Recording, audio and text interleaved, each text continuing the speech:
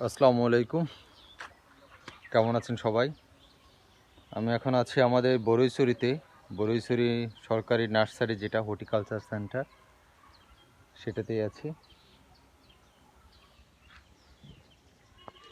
আসলে আমার একটা নেশা বলতে পারেন, অনেকের তো অনেক ধরনের নেশা আছে, এক একজন এক একটা জিনিস নেয়, নেশা করে। আমার নেশা হচ্ছে দুইটা, একটা হচ্ছে বেশি পরিমাণে চা খাই, আর একটা হচ্ছে বাগানে মানে গাছ লাগাই। এই নার্সারিতে আমার অনেকবার অনেক সময় আসা হয়েছে। এই নার্সারিটাতে আমার প্রায় গাছগুলো এই নার্সারি থেকে সংগ্রহ করা।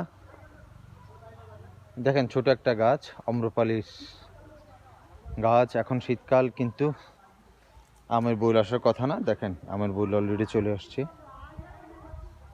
দেখছেন, আমের বউল আসছে গাছটাতে।